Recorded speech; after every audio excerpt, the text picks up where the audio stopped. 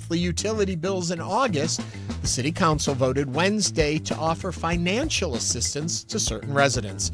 We'll discuss this and more of today's top headlines. I'm Ernie Manouse. And I'm guest host Chow Win. As Juneteenth approaches, historian and author Blair L.M. Kelly and Prairie View A&M's Dr. Melanie Price join us to explore how the story of freedom is still being written in America today.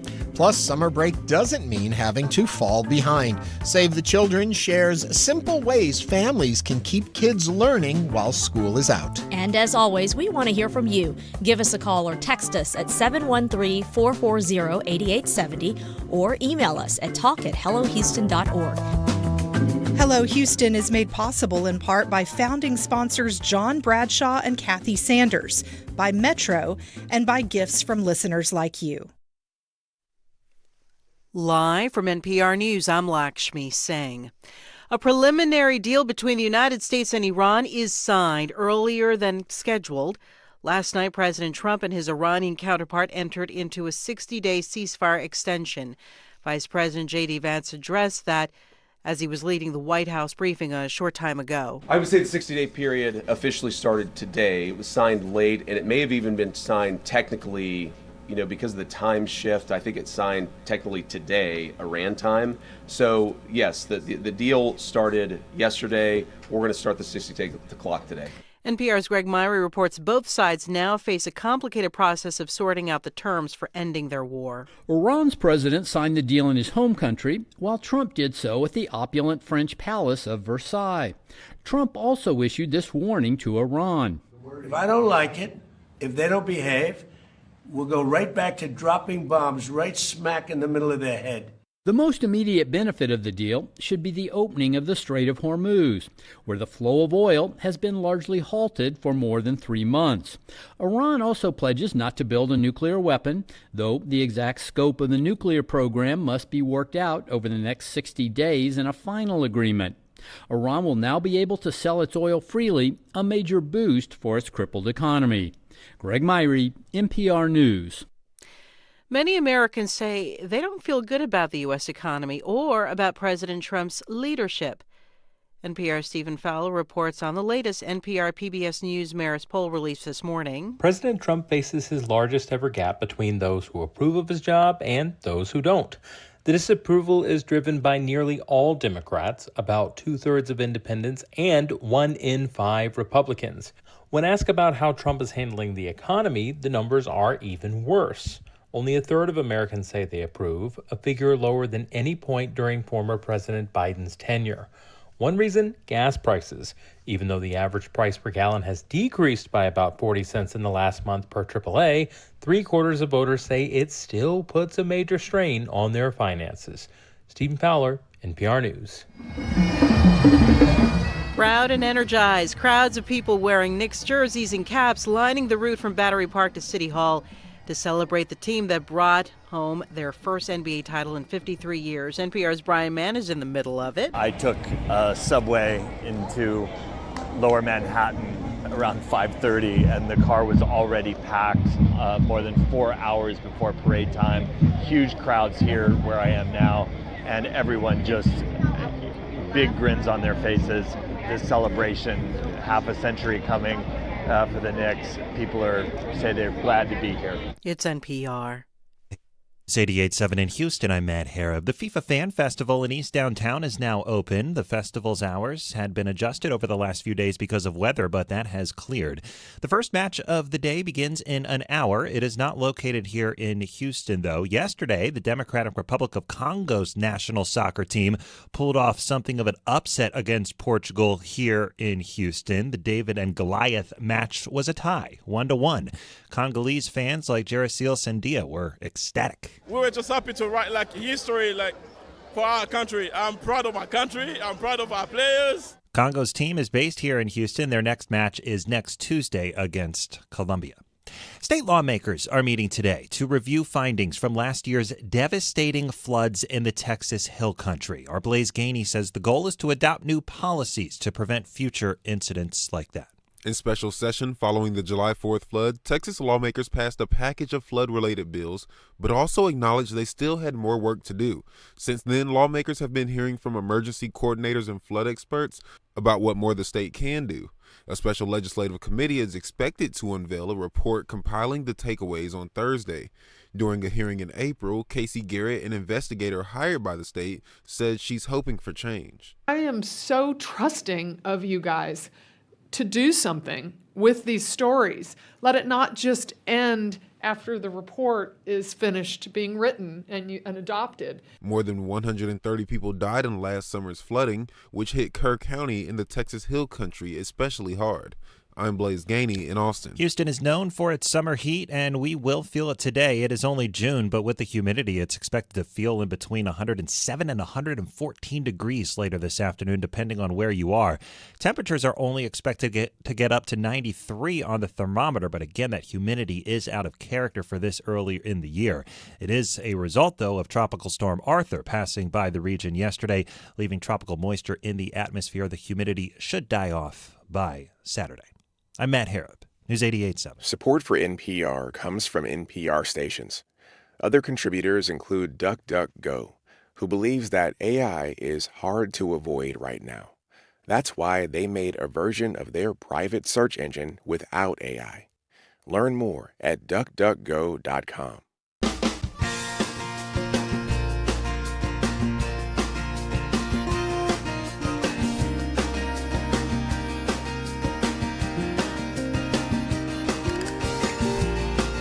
From Houston Public Media and News 88.7, it's Hello Houston, an open forum on today's biggest stories affecting Houston and beyond.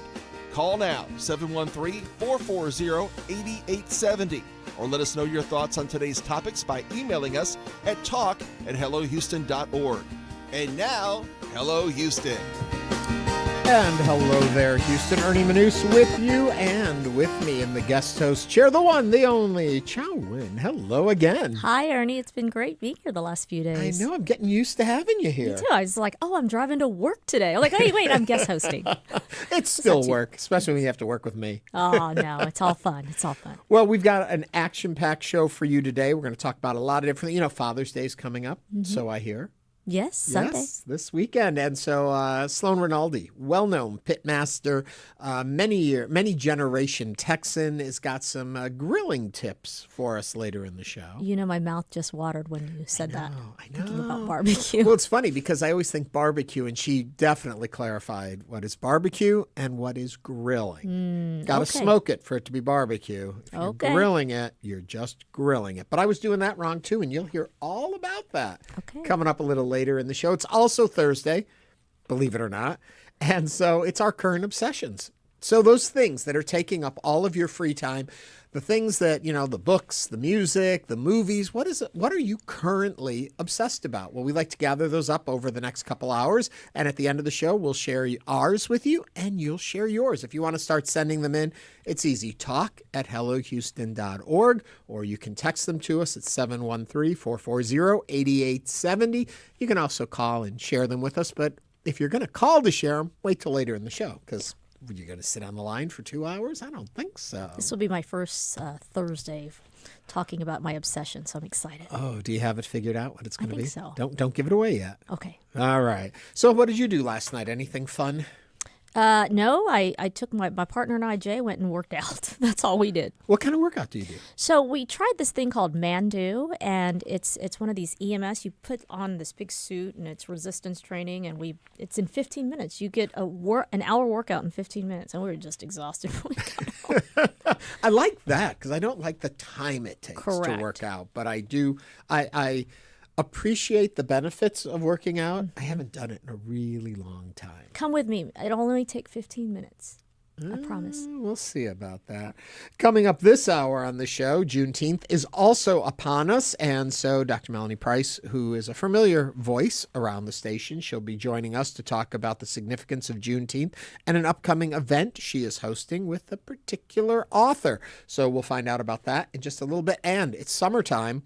A lot of parents worry that the children's learning is going to slide back. We saw a lot of that during the pandemic where people are concerned about that. Well, Save the Children has ideas, tips, and plans on how we can use the summer to keep our children at the level they're at and to even increase. We'll be doing that in a little bit. But as always, we start the show with the headlines of the day. So, Chow, take us in. Right, with the $5 charge, this is related to solid waste services, related to trash fees, coming to Houston's monthly utility bills in August. That's just a couple of months away. The City Council voted last Wednesday, to offer financial assistance to certain residents. Quote, I think this is going to provide real relief to Houstonians who are worried about the upcoming fee. This from Councilmember Alejandra Salinas, who spearheaded this change. Now, under a pre-existing program, residents above the age of 59, households with incomes at or below the federal poverty line, and people with disabilities are eligible for up to $100 in assistance towards their utility bills every 6 months. Wednesday's vote, now the program can provide relief with this garbage-related fee. Now, as for the mayor, John Whitmire, his administration advanced this administrative fee for solid waste services last week when the City Council approved his $7.5 billion budget in a 15-1 vote. The fee does not currently cover the full cost of garbage and recycling services. That's calculated at more than $25 per customer per month by a cost of service study unveiled last year.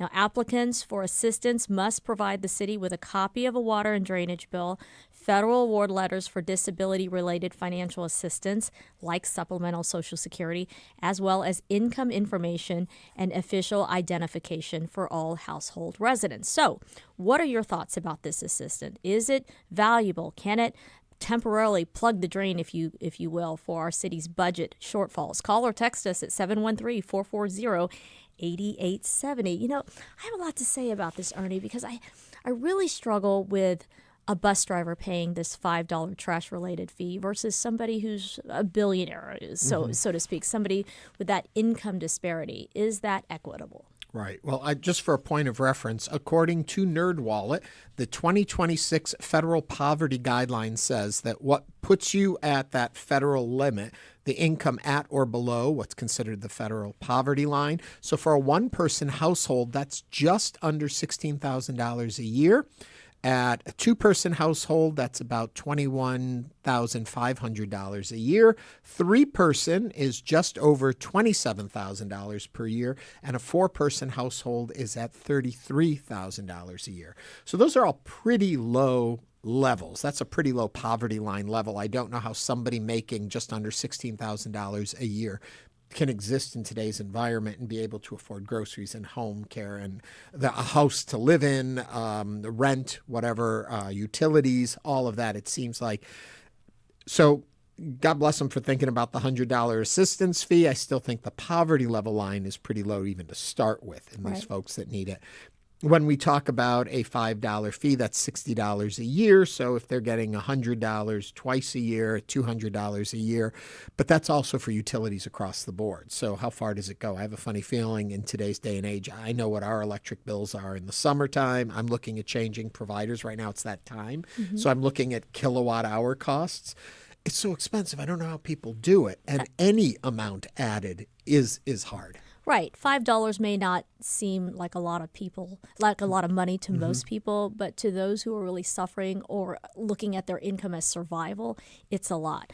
My other concern is sort of the paperwork. I'm really glad that the city is looking at alternatives to help those who need it most, but there's a lot of paperwork and proof that you do have a need to the city. So hopefully the city will, ensure that those residents get that offset of relief, because applications, proof of verification, all those things, that involves time and effort. And for our city's seniors who might be living in housing and paying taxes and what have you, that's going to take a little bit more effort than just saying you get a $100 waiver. Yeah, we've also talked about when you take stuff to the city dump, what paperwork you have to produce, and that I think that leads to a lot of the personal illegal dumping or just not knowing what to do with it, because it's that paperwork problem. Then you look at this and what they're asking for you to provide to get this assistance.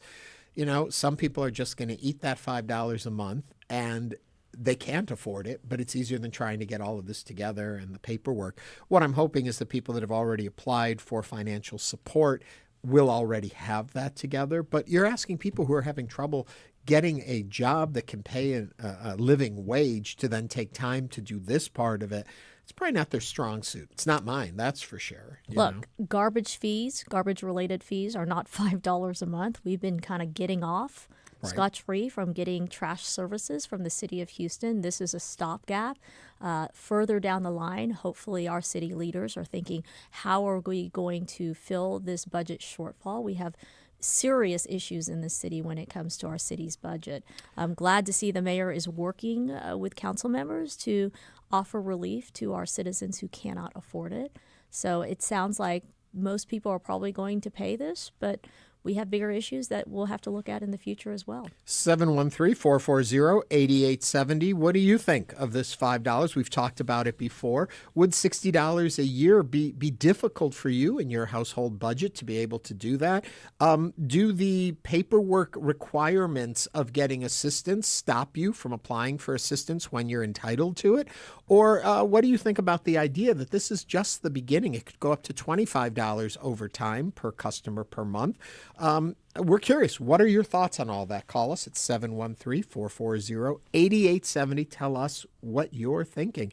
It is interesting that they do talk about the increase over time, is that this is a starting point. And as the mayor clearly said on our show a few weeks back, that the $5 is an administrative fee. Don't look at it as a tax fee. But I can't help but think everyone's going to look at it as a fee for garbage. It is a garbage fee. Well, you said the right word, which is taxes, right? Yeah, I stumbled into that one. Right? We staved off more property taxes. That was the commitment that the mayor made to the citizens of Houston. No new property taxes. And right. So then you shift this over to a different budget line, and then you let it get incorporated into your utility bills or your water bill. And so you don't have to say you did new taxes, but you're acquiring more money from folks. But we had a group on here, too, that was talking about do it by the value of your homes. Do it by your income level. Because it is, as you said, unfair for a working class person to be paying the same amount as somebody who is multi-million or billionaires, Well, higher income communities right now, Ernie, they're already using private trash services. So not all of the 390,000 Houston residents who are homeowners are taking advantage of our trash services. I think you're going to see more and more those trash services are going to be privatized by, more affluent communities in our city. But just like with school vouchers that we talk about too, when you pull more money out of the system, you have less money there. So if fewer people, but then again, if fewer people are paying for tax pickup, if there's a smaller pool, let me get my words together right here. If there is less customers needed in a system, yet everyone's paying into the system, you would hope that would benefit the folks that need the public system, and the people that are taking the private system are still paying their trash administrative fee, but not utilizing the service. So maybe that benefits folks lower down line. 713-440-8870. Tim from Stafford is on the line. Tim, what are you thinking? Well, I think that $5 a month is a small price to pay to have your trash picked up. Imagine a world where your trash isn't picked up. Of course, I'm mindful and concerned about anyone who's low income, but I think most people can find $5. And it's important to have skin in the game. When you have your city government providing services, they have to balance a budget. It's got to come from somewhere. This is a small price to pay for a very essential service. Tim, thank you for your comments, and a point that I think a lot of people agree with. I will always say, though, we forget that there really are people in our community where $5 a month is a difficult task, and it's hard for people that aren't in that situation to understand that exists. I think about our City of Houston seniors who are already receiving assistance for food, for medical. I used to deliver food for seniors in the East End and in the Third Ward, and there are a lot of seniors who can't do all the things that we talk about, filling out the paperwork for assistance, what have you. So those are the ones we think about. And I think that Tim was right. By and large, a lot of people won't even blink an eye for $5. 713-440-8870. Lisa from Southwest Houston is on the line. Lisa, what are you thinking? Yes. Hey, thanks for bringing this up. And I do completely disagree with Tim.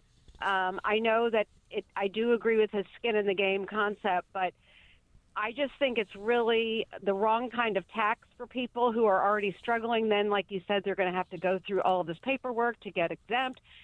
And, I think that we can be smarter and raise bigger money by taxing other services that really people with higher salaries can pay a lot easier. Like, why are we making it so hard on people who are already struggling? Mm-hmm. Thank you, Lisa. Lisa, thank you for that. Another point to bring up, too, is that of the major cities in at least Texas, that we are the only one that doesn't have some sort of a trash fee or service fee attached to it, or administrative fee, as the mayor likes to call it. So we have been very fortunate for a very long time not to have that. So keep that in mind as we have the conversation. 713-440-8870. Marion from the Heights. Marion, what's on your mind? Hi. So one of the problems with if they were to charge some sort of a tax on this or collect from, as y'all say, high net worth individuals, the city has no way of knowing how much money a household is bringing in. Our property taxes continue to increase because HCAD every year increases the value of homes. In the neighborhood that I live in, when we moved into the neighborhood in the early or the mid-'90s, little 1,200-foot bungalows were going for $150,000.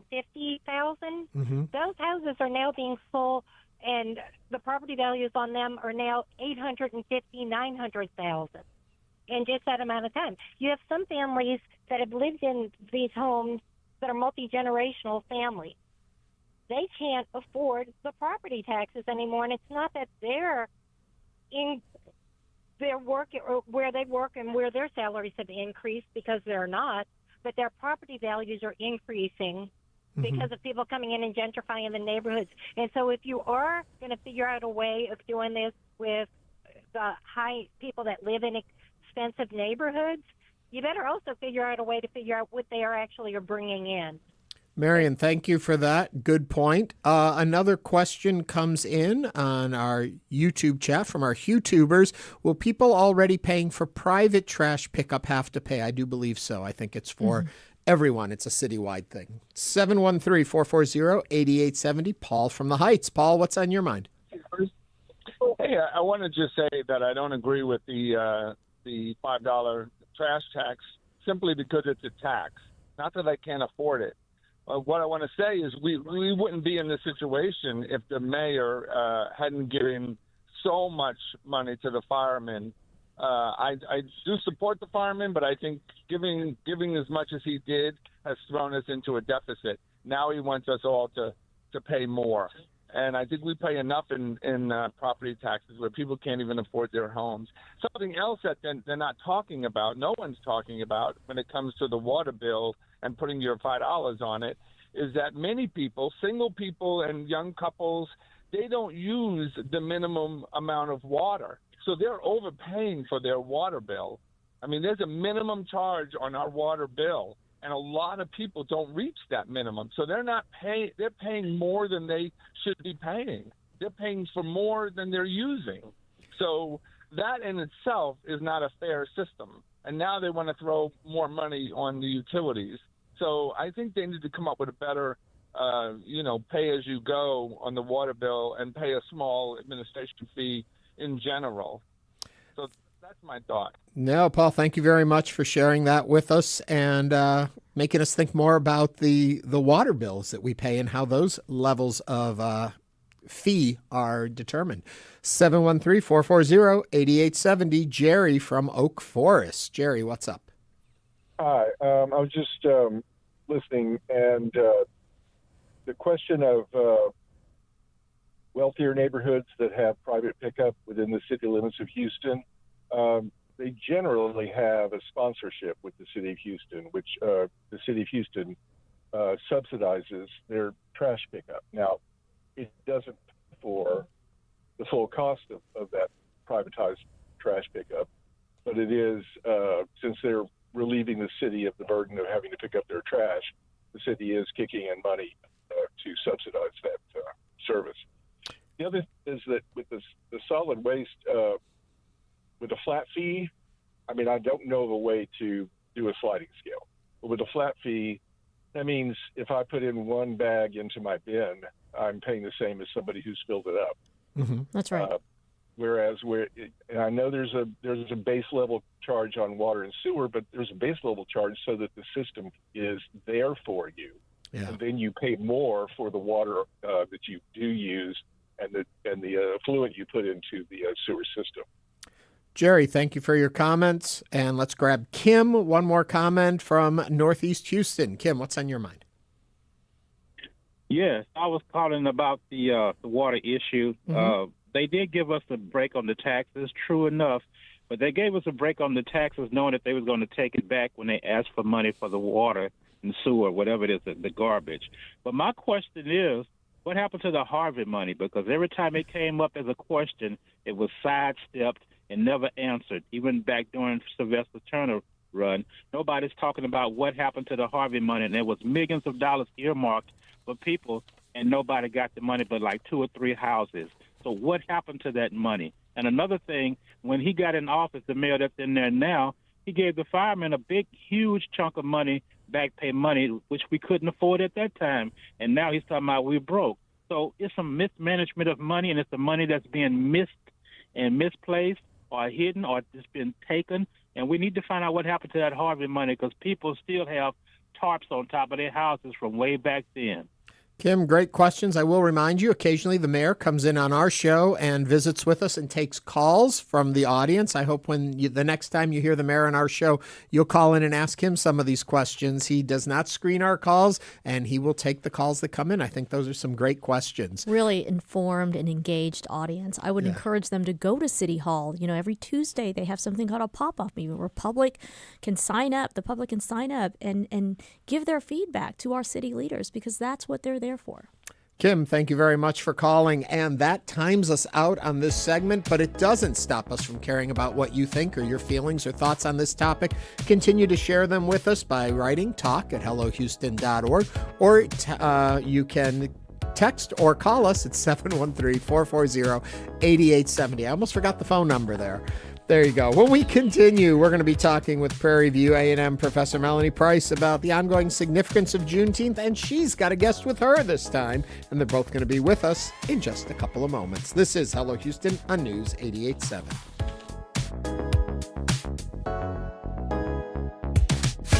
Meet Theo Choco. We just took his keys for the day and gave him a Ride Metro fare card. This is his story. Visit ridemetro.org/Choco to find out where is Choco.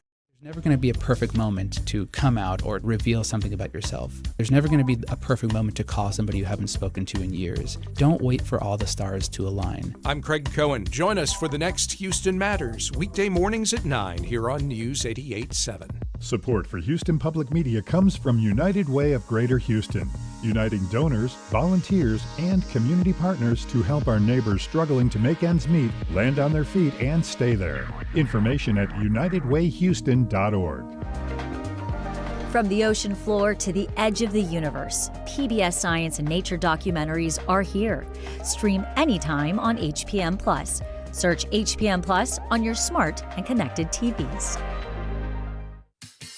Support comes from Metro. World Cup planning includes transit improvements intended to serve Houston after the final match. Metro provides bus, rail, and paratransit service and continues mobility enhancements across the region. More at ridemetro.org/Metro Now. Support for Houston Public Media comes from the Houston Center for Contemporary Craft, presenting Clutch City Craft, featuring Houston's making culture from mosaic street signs to cowboy boots and grills. More at crafthouston.org. Support comes from Pearland, Texas, a community supporting innovation in business, science, healthcare, energy, and inspiring their citizens. More on innovation happening in Pearland at pearlandedc.com. Pearland. Innovation lives here. Support comes from the Dan L. Duncan Comprehensive Cancer Center at Baylor St. Luke's Medical Center, offering comprehensive cancer care that is compassionate, personalized, and driven by clinical research. More at stlukeshealth.org/cancer.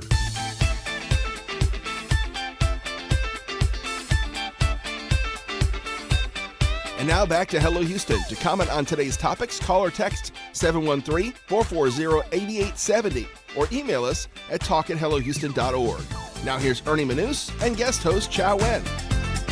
Welcome back. As communities across the country prepare to celebrate Juneteenth tomorrow, we're going to take a closer look at what the holiday means today and how its history continues to shape conversations about social justice in America. With us today, Dr. Melanie Price, director of the Ruth J. Simmons Center for Race and Justice at Prairie View A&M, and historian and author Blair L. M. Kelly, whose new book, Black Freedom, A Visual History of Juneteenth and Emancipation Days, explores the traditions and stories that have kept the spirit of emancipation alive for generations. Good morning to you both. Welcome to Hello Houston. Now, if you want to join in on the conversation with Melanie or Blair, please call us at 713-440-8870. You can also text us. Welcome. Thank you very much for having me. So I'm going to start with Dr. Price just to Yes. begin off. And what do you think when you talk to the community at large, when you talk to your students, when you're engaging, what do people miss about Juneteenth? I think there is this thing when something becomes a national holiday and then you start to see, oh, here's how this holiday is celebrated. Juneteenth is always something that is so personal to people in Texas and how their family celebrated it. And I think they miss the little gatherings that people used to have, family cookouts and that kind of stuff. For, many Texans like me growing up, it was our 4th of July.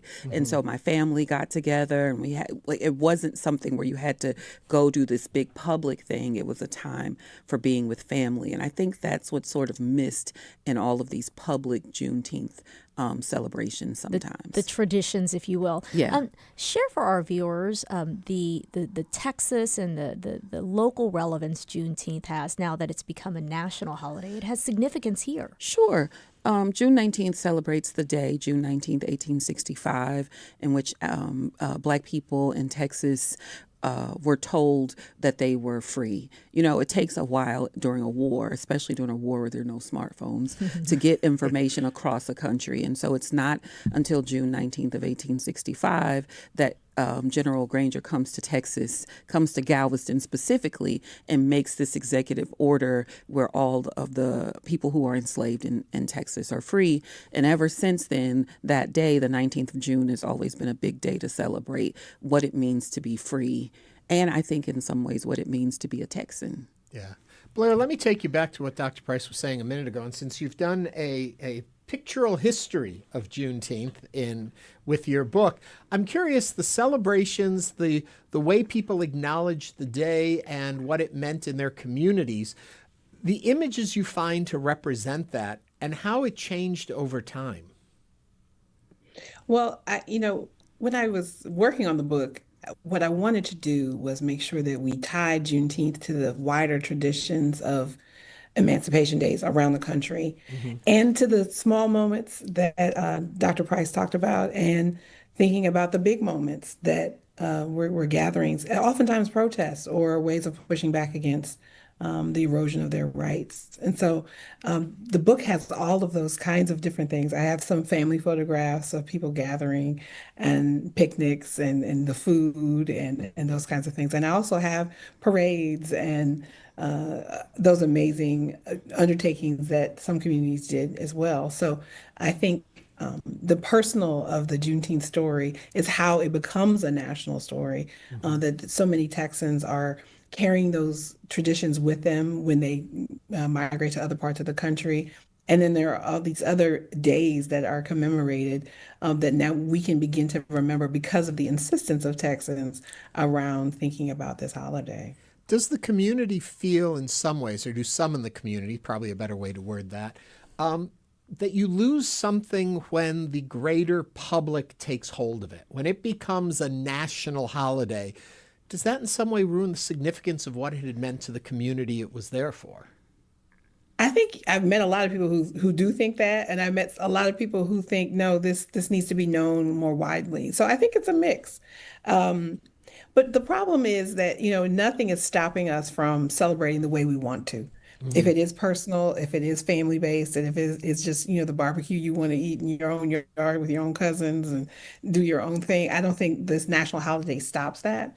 But what it does do is start a national conversation about the meaning of freedom and the defense of freedom over time.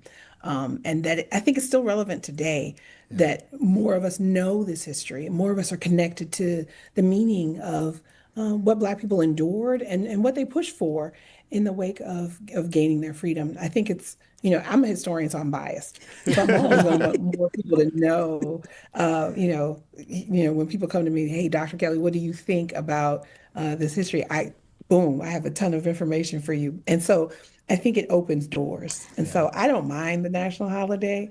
And I like amplifying history as much as I can. Dr. Price, I want to flip it the other way for you, though, and say the recognition that comes with making it a national holiday. What does that mean? I want to say that Blair's book really helped me with this, right? Because I always saw Juneteenth as something that was so uniquely Black Texan, right? That I was like, it must be the same as we understand it here in Texas. But actually what her book does is puts it in conversation with things like Watch Night, which is the night before the Emancipation Proclamation is comes into, it's actually a law. It's actually, the night before freedom. They have these services all over the place where they sit and wait. And then as a kid going to watch night service, not knowing as a kid that was connected to emancipation. And so I think what she does is she shows us all these different ways that we have been celebrating emancipation in the Black community for generations and generations. And I think that's really helpful in letting me think, well, the nation can have its Juneteenth, and then me as a fifth generation Black Texan, I can also have my Juneteenth as well. And when you say the nation can celebrate, how can those of us who don't have that Black history celebrate alongside? I think the best way to do that, I mean, like Blair said, as a historian, is to know what the history is about and then really to think about freedom in your own time, right? Over the time, Juneteenth has meant things differently depending on when it was celebrated. So in the first few years after emancipation, those were the people who had been enslaved and it felt something different. I'm now generations away from that. And so I'm thinking more about my own freedom and the freedom of the people around me and the ways in which we need to consider how we as a community need to not just think more about freedom, but make sure that we do more to make sure that Juneteenth is the last kind of freedom day that we need rather than having to fight this war over again. I have a question in my mind. I'm not sure exactly what the question is, so you can help me with this, Dr. Price. But I think in the terms of cultural appropriation, that this holiday has meant something so important to so many in a community that isn't mine. And if I celebrate it, how should I feel about that? And is there a feeling in the community that it was their holiday for so long that this isn't yours, this belongs to us? That's a tricky question, right? Because, I mean, look at what we all think about Cinco de Mayo or the 16 de Septiembre. We all think about these Mexican holidays that are important to people here in the state. And, I don't want to say you can't understand the meaning of the larger meaning of Cinco de Mayo, right? And so in that case, I think what we all have to do is focus on the core truths about what is happening. If it's just something superficial, right, where you just put up a Juneteenth flag because you think more people will come to your business, then that's kind of shady. But if you're focused on freedom in this moment and thinking about how hard fought this freedom was and how even today we are still fighting some of the same questions that people were fighting in the Civil War, right? If you think about it that way, then I don't think it's cultural appropriation. And for me, I want to add that it's powerful if we use Black history as a tool to remind us all that citizenship gets expanded with the emancipation, right? So the 13th, 14th, and 15th Amendments that we're all covered under happened because Black people are freed. And so the question of emancipation actually leads to the first real careful distinction about what citizenship means in this country, what voting means in this country. And that hadn't happened in the Constitution until Black people were free. So to think of, emancipation as some separate thing that happens only to African Americans, the process of emancipation expands the rights of all Americans. And as Dr. Price said, they're still being contested. We're still talking about birthright citizenship, but it happens in this moment. And so I think all Americans need to think constructively about the way this history intersects with their own freedoms. Dr. Kelly, that's as an immigrant, I really feel what both of you are saying. I am curious about some takeaways as you wrote this book, Dr. Kelly. Any surprises, any new insights in writing this book and documenting all the experiences of Black Americans? I always learn as a historian. Sometimes people treat us like we're like Google and we just know everything, like downloaded or something. But as we go through archives, as I had a chance to read like Texas newspapers over the years chronicling these celebrations, it was really incredible to see the way in which they were using the June 19th date as a way to fight back against segregation, to fight for their institutions. I found articles about, them fighting for land, for Prairie View, and for, state funding for it at a Juneteenth celebration. And so, learning those details, learning the things that matter to communities over time, being able to amplify those stories, it's always such a gift to me to learn more. The general, but then you learn the specifics. Not to get overly political in this conversation, because I never like to do that, but does Juneteenth take on a different relevance and significance and importance in the environment we're in today as to where we were at even when it became a national holiday in this brief period of time? I think for me, I had a bunch of people who came to me and said, Dr. Kelly, they're going to get rid of Juneteenth before your book can come out. And they're going to get rid of it. They're going to get rid of it. And as I talk to folks about Black History Month, about Juneteenth, there can be opposition on a national level against the celebration of these days. But Juneteenth never had permission to be celebrated in the first place. Black people embraced those days. They celebrated in their own ways, and they pushed anyway. There was never any kind of sanction for Black History Month to be installed. Carter G. Woodson is an activist, right? He's thinking about, hey, we need Negro History Week because we have to keep this alive in our communities. Black Texans are celebrating year after year. There's no one saying, please do this. And so I'm so inspired by the model of Juneteenth as an independent spirit to teach history, to keep it alive, to commemorate the ancestors, and to envision a positive future. Dr. Price, same question. Thoughts? Yeah, I think for me, I'm thinking more and more about how fast so many things that we thought were sort of established rights that we've lost in the last 18 months, and things that we thought could never happen in terms of the government in the last 18 months. And what I'm also thinking is how we need to think about how the Civil War happened. Right? It happened because people could not come to an agreement on whether or not people were human or bonded or property. And all of us need to think more about how we don't careen ourselves towards another kind of civil war, how we don't careen ourselves towards another moment where we have to fight for freedom in our own country.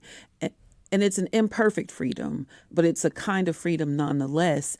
And the loss of all these things have sort of made me think about Juneteenth right now in a different sort of way.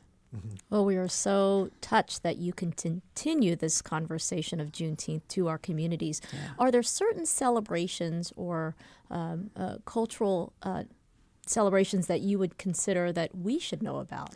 I think there are things happening all over town at Miller Outdoor Theater. There's probably something on Discovery Green. I mean, the great thing about Juneteenth in Texas is you can find things everywhere to do. Like if you just Google Juneteenth Houston, and you'll find a million activities that you can do. And that's the great thing about it. Can I put in one other plug for Blair's book as well? Please do. Of course. I think the other thing that's beautiful about this book is many people don't realize that photography was a new technology in the Civil War.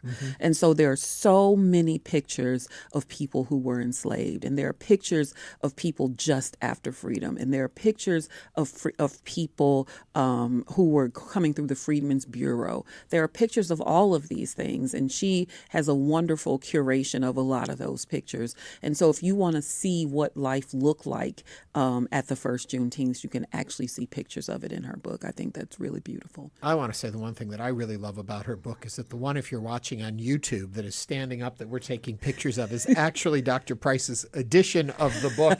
And you can see all of the notes and the little tags and everything there because you have truly digested this book. So we're going to be talking about the book tonight at Kindred Stories at 6:30. And so if that's one of the ways you want to celebrate Juneteenth, then come by. And Dr. Kelly, you can find this book on Amazon, I presume? You can find it on Amazon. You can find it from your local bookseller. You can find it anywhere books are sold. Okay, it's called Black Freedom, A Visual History of Juneteenth and Emancipation Days. We are speaking with Dr. Melanie Price.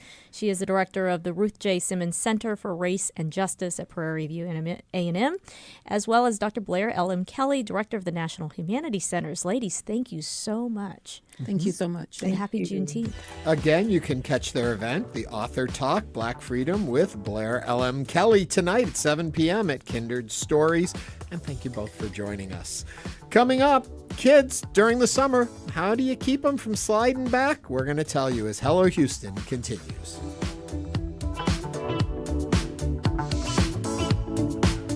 Meet Damola, songwriter, world-class violinist, and award-winning multi-genre artist. We just took his keys for the day and gave him a Ride Metro fare card. Visit ridemetro.org/Damola to learn more about his ride. Their first points, lose here, and their World Cup is basically over. Then in Los Angeles, Switzerland play Bosnia-Herzegovina. After that one, co-hosts Canada get a home crowd advantage as they take on Qatar in Vancouver. All four of these teams are even after a pair of draws in their first round. Everything is still up for grabs in their group. And then the nightcap. On paper, the matchup of the day. Mexico and South Korea target qualification in Guadalajara. Both teams have a perfect start with 3 points, so the winner takes the group lead heading into the final match day. It's a top-of-the-table clash in front of what promises to be a roaring home crowd for Mexico. Now to yesterday's action. Portugal's tournament got off to a rocky start, held to a stunning 1-1 draw by the Democratic Republic of Congo in Houston. On to Dallas for the thriller of the day. England and Croatia produced a chaotic, wildly entertaining opener. Harry Kane scored twice in the first half, but Croatia responded both times. The last goal from FC Dallas star Petar Musa to make it 2-2 at the break. The second half was a different story entirely. Jude Bellingham restored the lead with a brilliant individual effort just 2 minutes after the restart, and Marcus Rashford came off the bench to seal a 4-2 win. England with a statement. I'm Jimmy Moss. Support for soccer tournament coverage comes from SPF 1000 Vampire Sunscreen, the podcast that asks, what is the darkness to you? Find it wherever you get your podcasts. Support for Houston Public Media comes from Karbach Brewing, makers of Hopadillo IPA, hosting summer soccer at Karbach, featuring live matches on a 14-foot LED screen, along with internationally inspired food and drink offerings.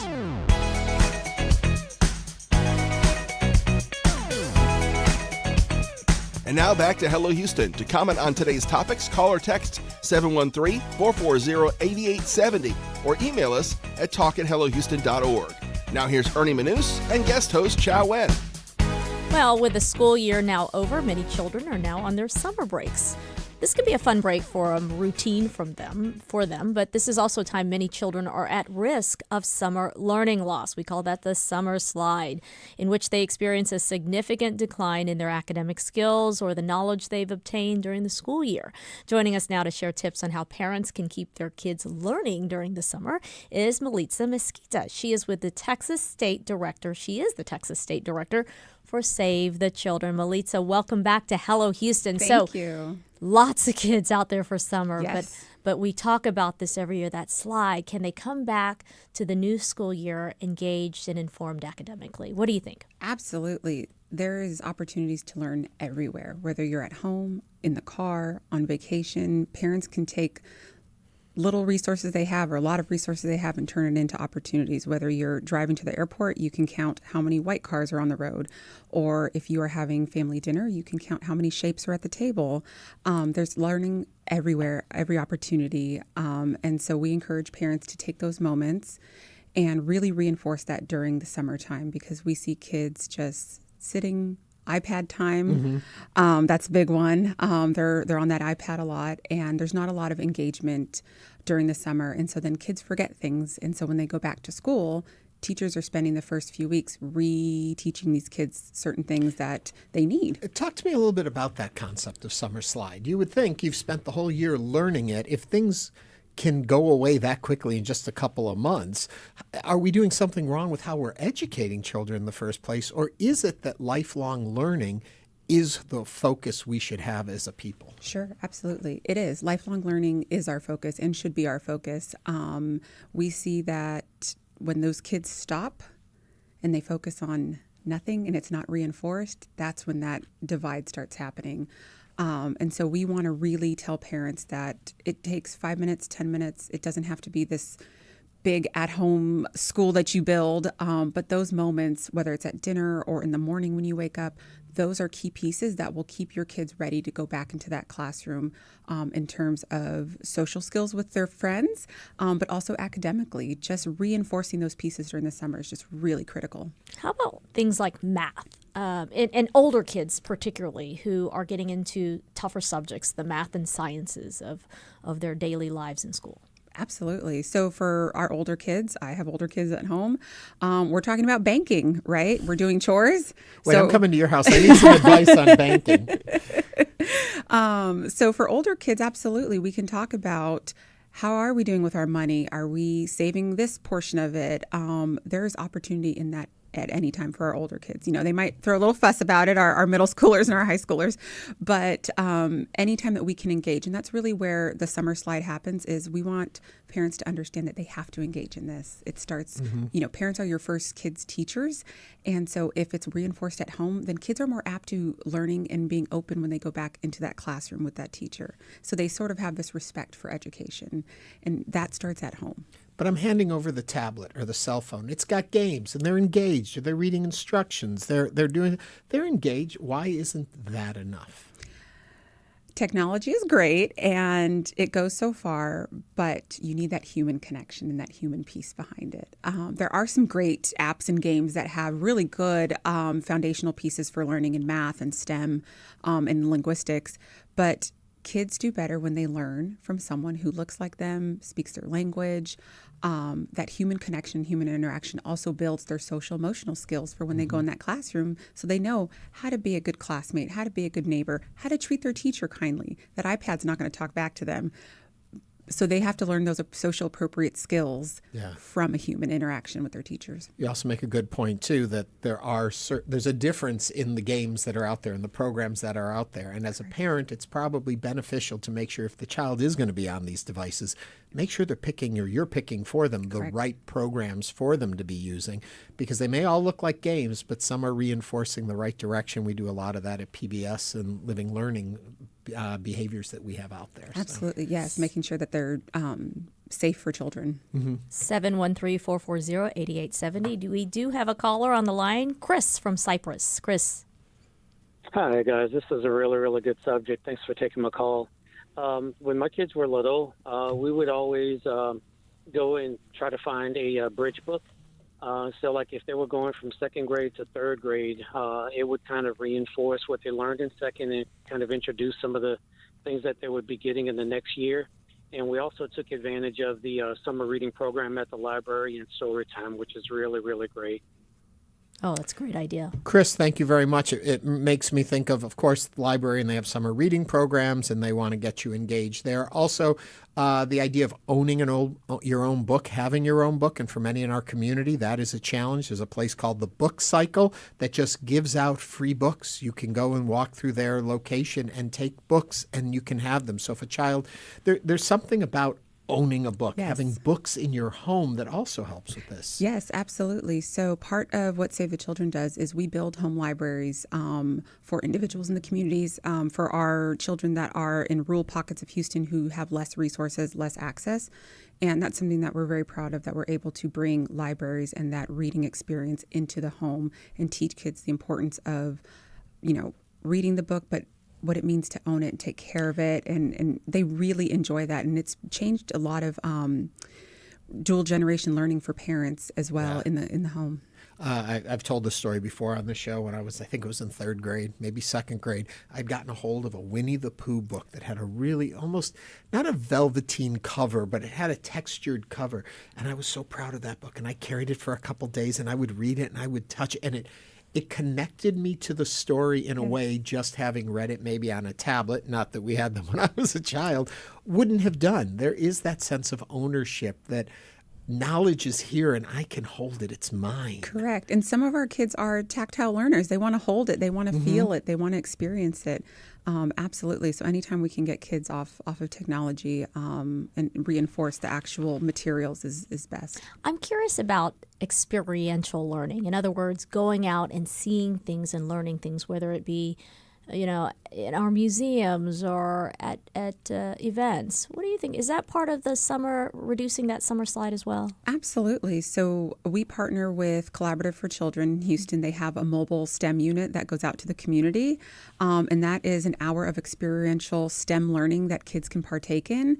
That's amazing. That's 1 hour of understanding math, robotics, art, going to the museums, understanding what art is, how you can create art. Absolutely. Anytime you can get the kids out into experiment, out touching the materials, it's best for them. That's how they learn. Yeah. I want to go back to reading for just 1 second, too. So often, growing up, my mom would always read to me. The benefits of someone reading to you as opposed to reading for yourself. A lot of parents may hand them a book and say, read.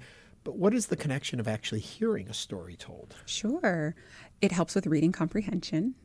So when you're read to, your brain is firing and putting all those pieces together. And so it also helps with longevity and reading comprehension and understanding. And then when you give the child the book, that is their opportunity to really fire and learn about how to read those pieces. So it's dual, right? So you get to see when you hand your child the book, are they really getting it? Where are they stuck? How can I help them? But then also when you're reading to them, or when they're reading, you get to really see where they are at their level. So maybe they have started to slide back a little. And so really reinforcing that piece of like, okay, I'll take the first chapter, you take the next chapter, and then really for that parent to understand, okay, maybe they're not at the level I thought, so maybe we need to really keep working at this. I've only got about 30 seconds left. Kyle's on the line. I want to grab his call really quickly if we can. Kyle, keep it brief, but he's calling us from Spring. What's on your mind? Okay, I heard you talking about how we can even utilize brief time on vacation to engage kids. One thing that my parents did with me over road trips and with my siblings was to use something called Brain Quest, which is a publication of kind of like flashcards, and it stimulated our knowledge and like desire for knowledge, also competition between siblings. But it also involved the element of my parents reading to us because they were able to read us the clues and see who could answer. And I felt that it was a way that I certainly gained a lot of knowledge doing that in a very short time of otherwise wasted time on the road. So well, Kyle, they obviously raised a smart child because you're listening to NPR right now. Thank you for sharing that with us. Your reaction to Kyle before we let you go. That's amazing. You have really great parents. Yes, it's wonderful to hear. And also when we talk about museums really quickly too, some parents may feel intimidated by it. Maybe they don't know the information, so taking their child is daunting to them. Advice to the parent. Yeah, absolutely. SaveChildren.org/keepkidslearning, collaborativeforchildren.org. Really great summer resources on the websites that parents can go to. All right. Thank you very much. We are talking with, I should say, Melissa Mezquita. Did I get it right? Yes. She is with the Texas State Director. Is the Texas State Director for Save the Children. Thank you for giving us some good advice. Kids, keep learning over the summer. We're going to take a quick break. When we come back, it'll be top of the hour. We'll have headlines. We'll be giving you some barbecue grilling tips for Father's Day and Juneteenth, and also current obsessions. Get them into us starting now. We'll be right back. Stay tuned. There's more Hello Houston on the way. For the latest in local news, subscribe to the Hello Houston daily newsletter at houstonpublicmedia.org. Hello Houston is a production of Houston Public Media. The opinions expressed by the guests of this program are solely their own and do not represent the views of management, staff, or underwriters of Houston Public Media. This is News 88.7. Support for Houston Public Media comes from Texas Mutual Insurance Company, a workers' compensation provider committed to helping Texas communities and emphasizing safety. More at texasmutual.com/TexansGetIt. We have an extreme heat warning in effect until 8 o'clock tonight. Our high today, 93, heat index 107 to 113. It's 89, and this is your NPR station, KUHF. Houston. News 88.7, a service of the University of Houston. Just ahead on this hour of Hello Houston, with the 2026 FIFA World Cup underway, U.S. Customs and Border Protection says it seized more than $6 million in fake World Cup merch. We'll discuss this and more as we continue diving into the top headlines of the day. I'm Ernie Manouse. And I'm guest host Chow Win. Netflix barbecue star Sloan Rinaldi shares some surprisingly simple grilling tips that can take your Father's Day cookout to the next level. Plus, it's Thursday, which could mean only one thing. It's time for all of us to share our current obsessions, and we want to hear from you. Start emailing them to us at talk@hellohouston.org. Or you can call or text them to us at 713-440-8870. Don't forget, you can also watch us live on YouTube by simply going to houstonpublicmedia.org. Hello Houston is made possible in part by founding sponsors John Bradshaw and Kathy Sanders, by Metro, and by gifts from listeners like you. Live from NPR News, I'm Lakshmi Singh. The U.S. has signed a preliminary deal with Iran that extends their ceasefire for 60 days after President Trump withdrew the United States from the 2015 nuclear accord with Iran in his first term. Questions persist over whether 60 days will be enough time to agree on the terms for ending their war. For Iran, that includes sanctions relief. For the U.S., assurances Iran abandons nuclear weapons ambitions. Here's Vice President J.D. Vance. The nuclear weapons program is destroyed. It is gone. If the Iranians decided tomorrow to build a nuclear weapon, they simply don't have the capacity in order to do that. What we're trying to ensure is they don't rebuild that capacity, not just a year from now, 2 years from now, but many, many years from now, so that our children never have to worry about a state sponsor of terrorism having a nuclear weapon. Vance leading the White House press briefing today.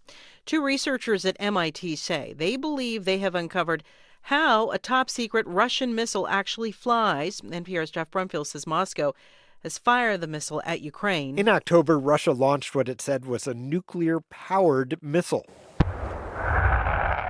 The missile flew for almost 15 hours, far longer than a regular missile could. Jake Hekla is a researcher at MIT. He says nuclear-powered flight is something that is possible, but wildly expensive and very dangerous. Hekla and his colleague Scott Kemp analyzed the missile. They believe it's sucking air directly through its nuclear core and spewing radioactivity as it flies. As a result, anyone living near is at enormous risk, potentially. And the missile isn't all that useful, he says. Despite being nuclear-powered, it's relatively slow-moving and easy to shoot down. Jeff Brumfield, NPR News. Former President Barack Obama and former First Lady Michelle Obama open a new chapter on Chicago's South Side. To dream the impossible dream. Grammy-winning artist Jennifer Hudson among the celebrities and political dignitaries who've turned out today for the dedication of the Obama Presidential Center. Here's NPR's Don Gagné. It's traditional for former presidents to create a library to house records and documents from their presidency and to highlight their time in the White House. The Obama Center is different. First off, it's not a presidential library, the logic being that records from the Obama era were digital and are accessible online. There's a museum, but the center also features a branch of the Chicago Public Library. There's ample park space, even a regulation NBA-sized basketball court. Not invited, President Donald Trump, who's known to regularly insult and demean Obama in speeches and to the press. Don Gagné, NPR News, Chicago. This is NPR. Live from News 88.7 in Houston, I'm Gail DeLauder. Houston is currently under an extreme heat warning. Bradley Brokamp with the National Weather Service says a heat index will make it feel like it's well over 100 degrees. A lot of this is being driven by just the humidity as well. It's very tropical, so even though the high temperatures are extraordinarily impressive, it's still very summer-like, and we don't really get much reprieve in the afternoon. So that's mainly what's driving these higher heat indices, just the deep moisture that we have over the area. The extreme heat warning runs until 8 tonight, and that has officials telling visitors to the FIFA Fan Fest to take precautions. Let's go live to News 88.7's Tom Perumian, who's in downtown Houston. And Tom, what do people need to know? People need to take care of themselves first. Gail, by 10 o'clock this morning, the heat index was at 100 degrees and headed toward 108. FanFest kicked into gear with the kickoff in the match between Chechnya and South Africa. That started at 11 a.m. in Atlanta. But the heat and its effects on fans are top of mind. I spoke with first responder Gabriel Millar. Here in Houston, I mean, you know what the weather is going to be like. It is very important to stay hydrated, and if you feel tired, if you feel like you're overheating in any way, you should absolutely go inside and cool yourself down, okay? And try not to be alone when you're doing this, just so you have family and friends watching out for each other. Now, this isn't the only event this weekend, as another World Cup game is Saturday in Houston, and there are outdoor activities associated with Juneteenth. One positive thing to say is the wind has kicked up, so that's obviously making it somewhat palatable down here at FanFest. Reporting from FanFest, I'm Tom Perumian, News 88.7. Once again, we have that extreme heat warning until 8 tonight. This evening, we're expecting increasing cloudiness. Low should be around 81 degrees. And we have a heat advisory for Friday. High expected around 92 degrees. I'm Gail DeLauder, News 88.7. Support for NPR comes from NPR stations. Other contributors include Bank of America, sponsor of the FIFA World Cup 2026, dedicated to offering solutions to help businesses win locally and globally. More at bankofamerica.com/gamechangers.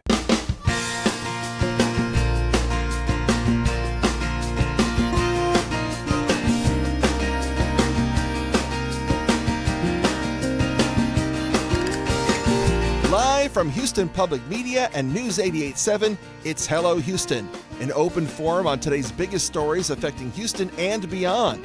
Call now, 713-440-8870, or let us know your thoughts on today's topics by emailing us at talk@hellohouston.org.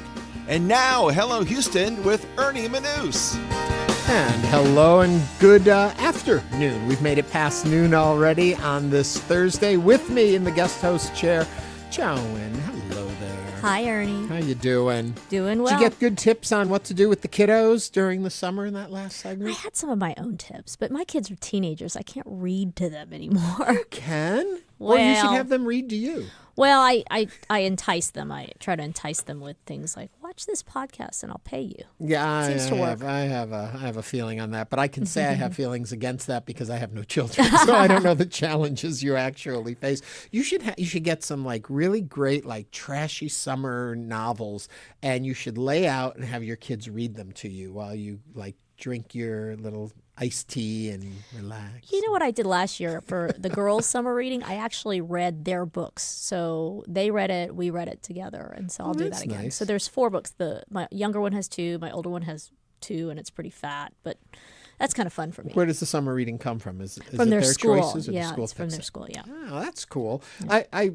I have never been, reading has never been my strong suit. If anyone listens to this show, they already know that. But I loved to be read to. As a child, I would lay at the foot of my mom's bed and I would draw and she would read. And story. One of my favorites, she read me Phantom of the Opera when I was a little kid. And I loved that original novel. So anyway, we did that in the last hour. But we were also talking about the trash fee, or the administrative fee in regard to trash. We got a lot of comments on that.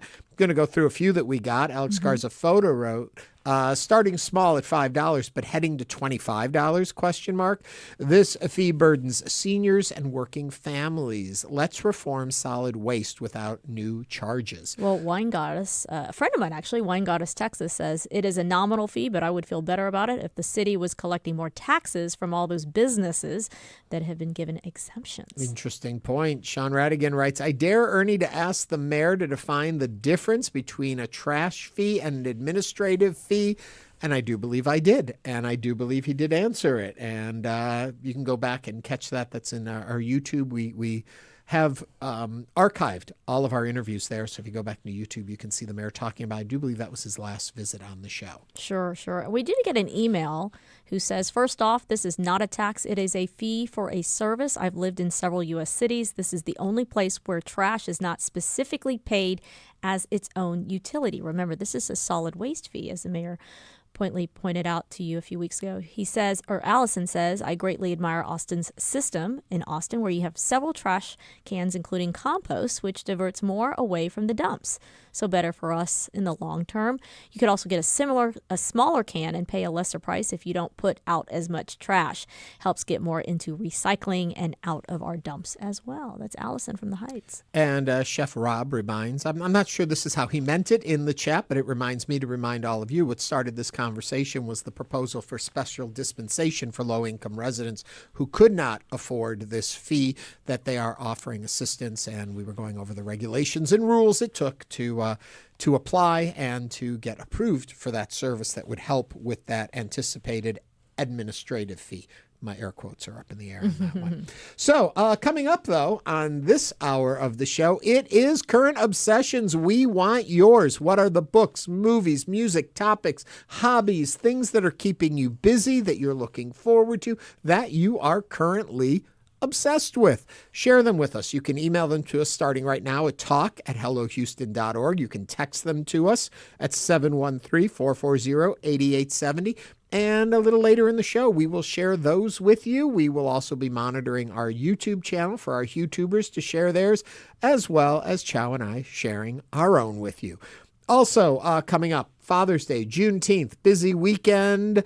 What do you know about grilling or barbecuing? Well, celebrity barbecue chef Sloan Rinaldi, you know her from Netflix Barbecue Showdown, will be with us with some tips and ideas on what we can be doing. But as always, it's time for the headlines. Chow? Well, this is what we're talking about in our city, the 2026 FIFA World Cup. It is underway, but something else is happening. U.S. Customs and Border Protection, they are reminding people that there are dangers, there are counterfeit items in our community. The department seizing more than $6 million in fake World Cup merchandise. Now, on Wednesday, KTRK reported that the CBP shared that officers from the Port of Houston Galveston Trade Enforcement seized everything from athletic wear, soccer balls, toys, sunglasses cases, fake Apple products, perfume for intellectual property rights violations, including trademarks owned by FIFA themselves. Now, in total, seized 12,000 Adidas soccer jerseys, 4,500 soccer balls, 4,400 pairs of shoes, 69 FIFA packages with more than 2,200 fake Apple watches, earbuds with that FIFA trademark. So a lot of people getting ripped off during this fanfare time. Authorities say most of these shipments actually come from China, and they were going to locations within and outside the U.S. So they said that the fake items can pose serious health and safety risks to consumers due to maybe the harmful or inferior materials that are absorbed. So what are your thoughts, callers, listeners? Have you bought any suspected FIFA items that are fake? Have you been duped into buying products like this? Always call or text us at 713-440-8870. I started thinking about this as a purist, right? My partner Jay is a purist when it comes to fake and counterfeit. It affects not only the companies that are making them, but now there's a safety issue. As a purist, I would say don't buy it. But how would you know if you're going out there buying these things, right? Well, and The skeptic in me says, oh, they're dangerous and pose a serious health and safety risk. Bottom of the line, FIFA isn't getting their merchandising fee from these products, and FIFA has a very strong tight hold on anything that has their name to it or is related to the game. So much so, I was listening to an NPR report actually yesterday about Messi playing yesterday and the goal that he made. And they didn't play the sound clip, and they even said we can't play the sound of it happening because it's under FIFA copyright law. So I think, yes, always be aware that things go through regulations, and in this country should be strenuously looked at to make sure they are safe and not hazardous. But I have a funny feeling more of this has to do with FIFA is not allowing this stuff to exist out there, and they are cracking down. And through that, also our Customs and Border Protection are supporting that. I can't help but think, Ernie, my family and I just got back from New York. Where there's never anything counterfeit in New York City. There was a time that New York cracked down on counterfeits, but nowadays it's totally unregulated. Every block you go to is a counterfeit Gucci, Chanel, Dior item just laid out on the streets. So, and I can see that if you're a corporate business and you want to protect the integrity or your brand product, and this stuff gets out, it hurts your product. And FIFA is a business. It's a huge conglomeration with a for-profit business. People may not realize that. FIFA is in it for what they can do. So I think it's interesting. It fascinates me.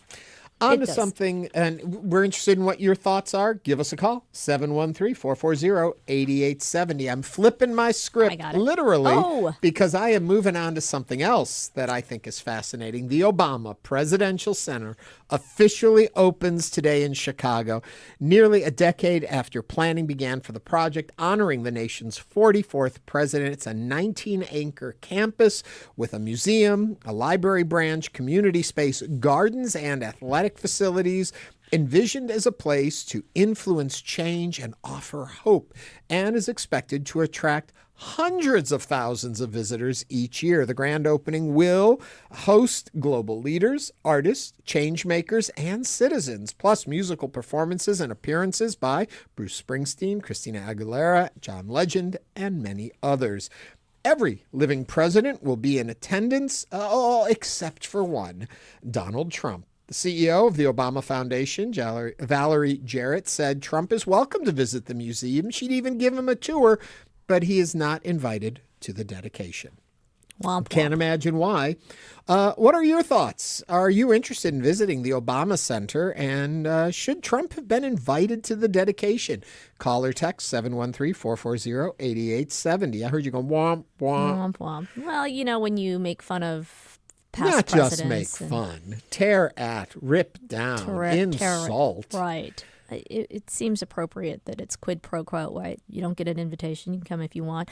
I'm excited for this. I think Americans are. The last I checked from a friend of mine on Facebook, to get a ticket to go visit, it's now you have to wait until at least October or November. Mm-hmm.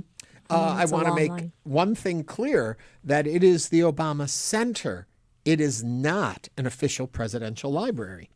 And there were reasons behind that. They chose not to make it an official presidential library for pretty much two reasons. One was that the National Archives and Records Administration has a very expensive endowment. And if it is an official presidential library, currently the endowment would require 60% of the total cost of the library go to them for administration fees and such. And also that President Obama was very involved in the design and the interior and exterior of the campus. And had it been an official presidential library under NARA, then they would have had approval of the campus and how the library was run.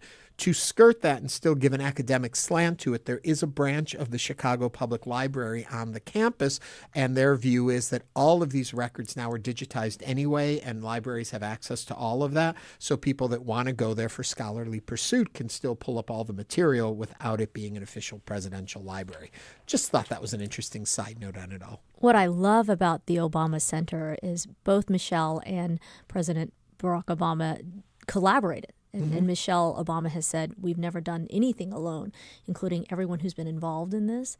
And it's also very interactive. They've got an NBA-style basketball court a women's garden, an auditorium, a media suite, a wetland walk, fruit and vegetable garden, a playground. So you can grow your own stuff in their garden and harvest your own fruit and vegetables from the Obama Center. Isn't that neat? I don't know how it would work. I love the concept of it. I have a funny feeling that the administration of it will be difficult. Yeah, it might be, but I think it's really exciting, and people are getting really excited about the opening. Well, you know who is excited about it? Zaza calling us from Sugarland. Zaza, what's on your mind? Yeah, well, it's a beautiful building. Congratulations to President Obama. I just want to point out that it's not a surprise. It should not be a surprise to anyone that President Trump was not invited. Apart from insulting President Obama at every chance he gets, he actually did insult this building. He posted a picture of that building with trash all around it and said something like seems appropriate or something like that. So it's not just that he insults Obama. He insulted that building. So why would they grace him? Why would they basically, why would they dishonor the building by allowing him to get there? So it's well-deserved. Zaza, thank you for your comments. If you'd like to comment, give us your opinion, 713-440-8870. I do want to go back to that, and it is disappointing. I remember talking with President Bush, 41, about a similar topic about once you are no longer president, you do not speak negatively of the future presidents. It's not your place to say anything negative about them, and it's not your place to look back at presidents that have served before you. You are in for your period, and you talk about your term, and that's how you stay. And that's how that there was this fraternity of presidents. It's a very unique, very few people ever in the history of this country have had the opportunity to hold that post, and they form their own unique class of individuals. And to disparage the one before or the one after is not the place of a president. Let history, let the people decide their opinion of the presidents. But you all know the challenges that you have when you sit in that chair, and it is not an easy task. And some decisions will look better in time, some won't. But it isn't for the place of the president to criticize a former or future president.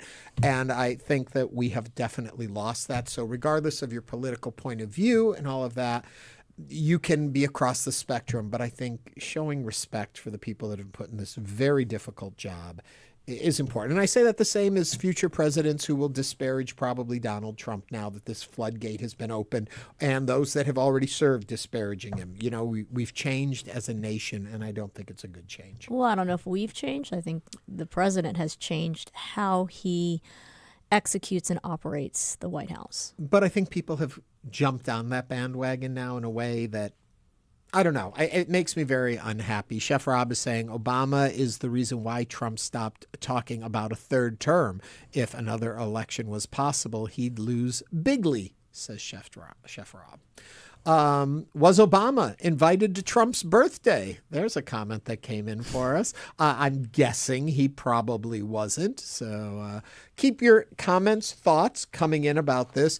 Are you interested? Would you go and visit the Obama Center? I'll tell you this. There are lots of presidential libraries. I've been to a few. You know, it's nice if I'm there, I'll see it. The Obama Center is the first one where I thought I really would like to go back to Chicago and see that. I just think that it's a cleverness, a new spin on an old idea. That I really it's like. progressive, not in the political way, but progressive in a way that's more interactive for families and children, with a playground and a basketball court and a garden where you can grow your own vegetables. I mean, how neat is that? But if you want to get a ticket, it's going to be a few months. You got to wait a little bit. You can't just get right in. I'm also fascinated about the athletic facilities there. You know, will there be neighborhood teams? Will there be matches there? I want to know more. And the official opening to the public is tomorrow. Today are all the ceremonial openings of it with the concerts and all that. And I do believe some stations, I won't say which ones, are actually running the events, and so you can see it all. Yeah, it's live streamed on Obama's website. He has a cute sort of post where he's group texting with all the rock stars, right? Bruce Springsteen and Bono and Aguilera and all these, legend are like, can't wait to be there. See you there, heart. That kind of stuff. And it's live streamed, as he says. That's fun. 713-440-8870. It just shows the difference in our age. I think about who's broadcasting it on TV, and you're like, it's live streaming, Ernie. You don't even have to go to TV. I'm trying to catch up. Hector is on the line from Northwest Houston. Hector, what's on your mind today? Oh, I was just thinking about past presidents and how cordial and and good they were to the American people. And I can understand them not inviting Donald Trump anywhere to a birthday kid's party or anything. He's liable to say the wrong thing or fall asleep or something. You know? What's wrong with being cordial? And once he's president, he's gone. Besides, Obama, he was a great president. Hey, I like you guys' program, so take care, okay? All right, Thank you, Hector. Thank you for sharing. I think it goes beyond also their behavior at the event, which is pretty much on them. But I think it's the disparaging the legacy that this center is actually there to embrace and share, which was the whole concept of, change and hope. And, we definitely got change. Yep. I will say that much. We've got a lot more coming on today's show. As we mentioned, coming up is Father's Day and Juneteenth. So what are you doing out in the backyard when you decide to cook some food? We got some tips for you when we talk with Sloan Rinaldi and current obsessions. I need to know your obsessions. What are you obsessed with? I need some new shows to watch. I just finished watching The Burrows, so I need something new. I'm going to count on you guys to recommend it to us. 713-440-8870 or talk at hellohouston.org. We'll be right back.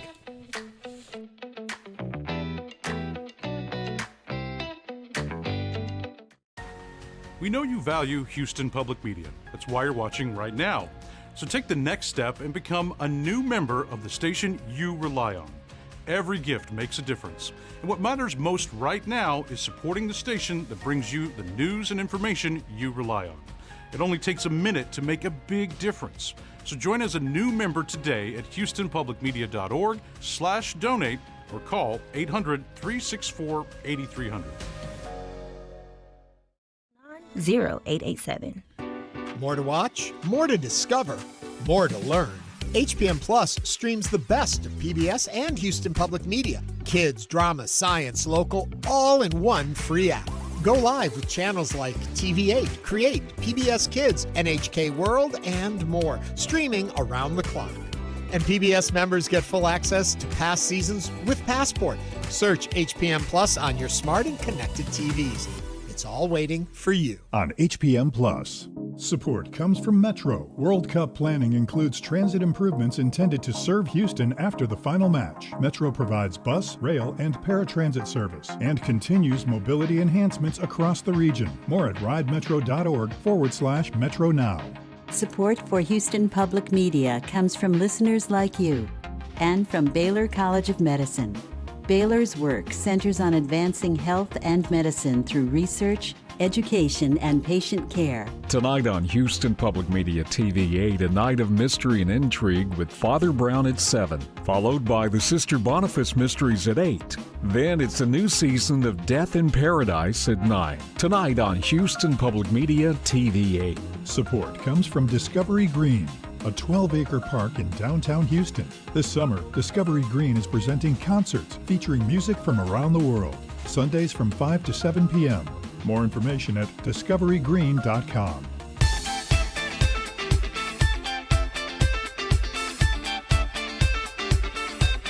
And now back to Hello Houston. To comment on today's topics, call or text 713-440-8870 or email us at talk@hellohouston.org.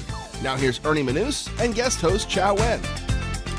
Sloan Rinaldi is a fourth-generation Texas pitmaster who spent a life around smoke, meat, and the kind of cooking that brings people together.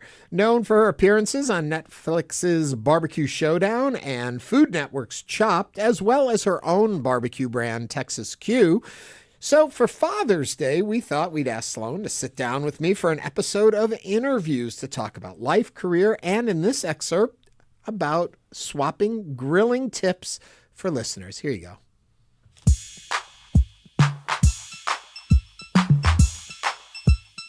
I need tips on how to cook. Okay, I bought a grill. Yes. All I do is actual burn grill? everything. A grill. It's Charcoal, a gas. like It's a gas grill. Gas. Oh my gosh, Ernie! I'm sorry. I was thinking at least it was charcoal. I didn't even think it was gas. No, didn't even give it any thought, dude. It's a gas So grill. what kind of flavor do you get out of that gas? A burn.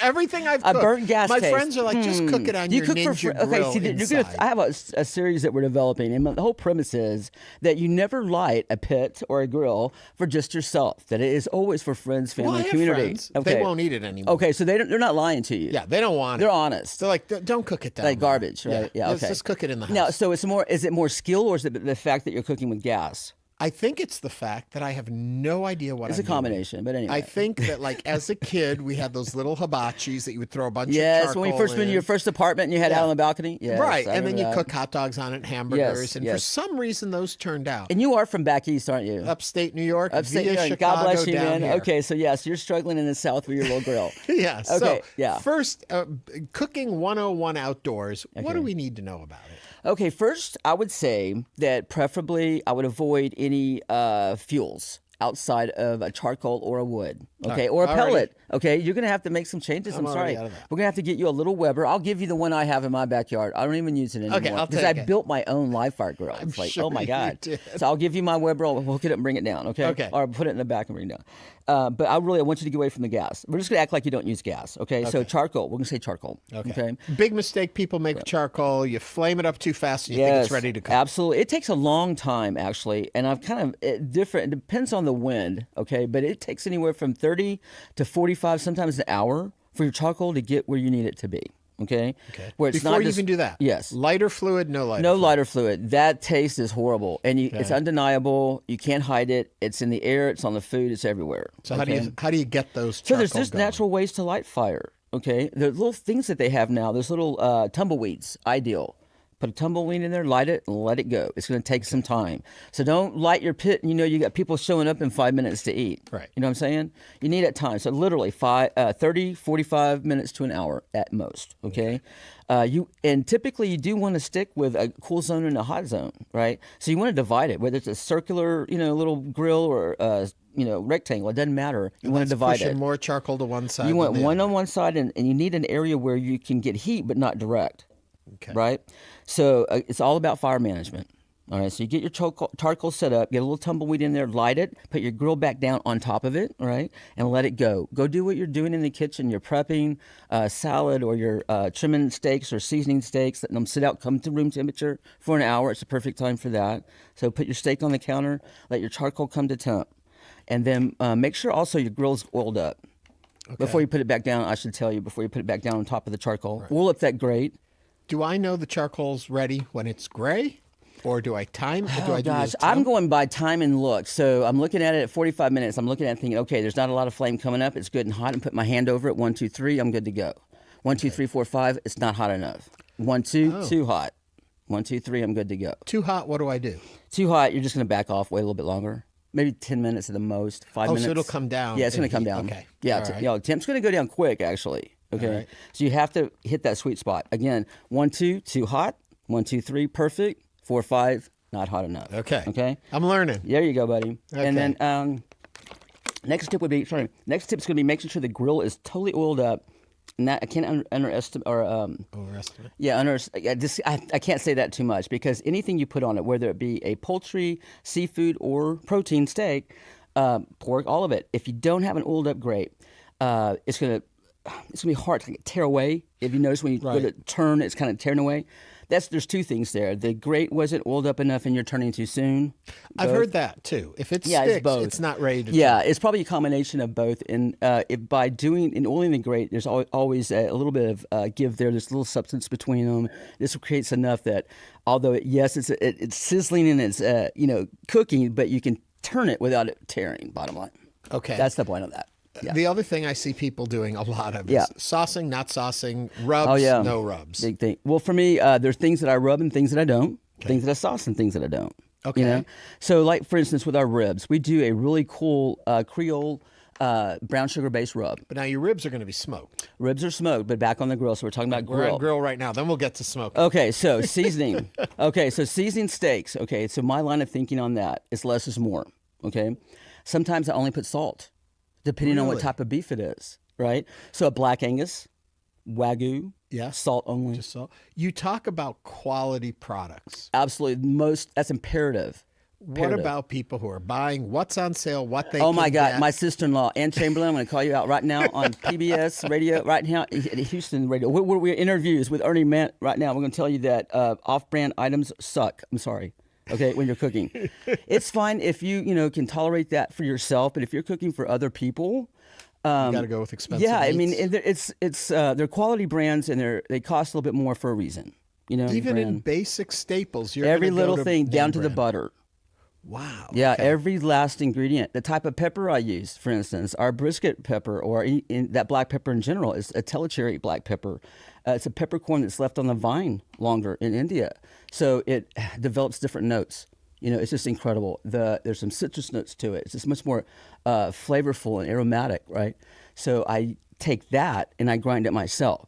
So it is about every step of the way, pursuing excellence in what you're doing, and creating a bite of food that is going to be memorable. That's so if I've got a high quality piece of red meat protein, yes, maybe just salt. Maybe just salted. And if nothing else, a little bit of telecherry black pepper. So when you see things like Montreal steak oh my God, I'm like, what are you doing, people? Is that the taste? That's what you're eating. Yeah. Okay, you're not eating a steak at that point. You're eating that. Okay. Yeah. How well should it be cooked? I'm a medium person. Okay, good. Okay. And I made the mistake of thinking that Melissa Cookston and Kevin Bledsoe preferred medium rare. The judges on Netflix, right? That they preferred medium rare. I thought I had seen in a clip where she said that she preferred medium rare. Right. They both did. So the very first night, man, I do a big rib roast, medium rare to the freaking degree, man. I am literally watching it to the degree to pull it out and let it rust to the point where they want it. And sure enough, first thing she says to me, well, Kevin and I prefer medium. Oh my God, I do too. Does like a dagger go through your heart when you're on a show and they say that? Yes, man, because I am such I'm so thorough, and I'm such a planner, and it kind of comes across in the show that I am extremely time management oriented, right? Every step of the way is planned out. And in that, it's like, how many things can I be doing while this one thing is happening, right? So no one else was like that. So it really benefited me. I would be done 20 minutes in my competitions before. One time I was done an hour before they were. Wow. Yes. Yeah. So you have to I just do my thing and watch everybody and pump them up.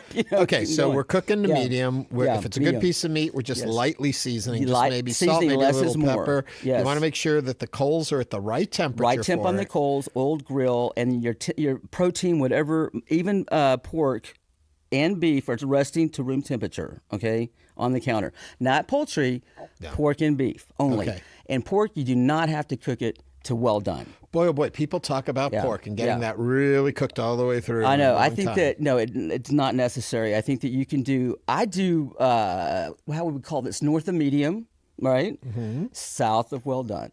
Okay, there's a sweet spot there. And I think that once you hit that, you're like, this is where it's supposed to be. You don't want it raw. You don't want it like beef. You're not looking for like a medium rare or anything, or even a medium. It's just, it's north of medium, south of well. And it's just a good spot. Okay. Make sure enjoyment makes the pork more enjoyable. Trust me. Okay. Sloan Rinaldi is giving us her tips on how to make the perfect barbecue. We've grilled. Yeah. Now I want to smoke. You already know my challenges in grilling. Yeah. If I'm a novice smoker. Oh my God. Where do I begin with this? I tell you what, I really wish. Okay, I'm going to say two things. One is pellet. As I said earlier, pellet has made it more accessible. It gets people back in the yard, smoking barbecue and being out with a family and having some semblance of smoke on their food, right? So I'm all for that. But I think that if you're going to get into it, it is easy enough to learn how to manage a fire, okay, an offset smoker. You start it. There's so many things that you can Google now, or YouTube or whatever that will give you a quick direction and how to stack a fire in the firebox, right?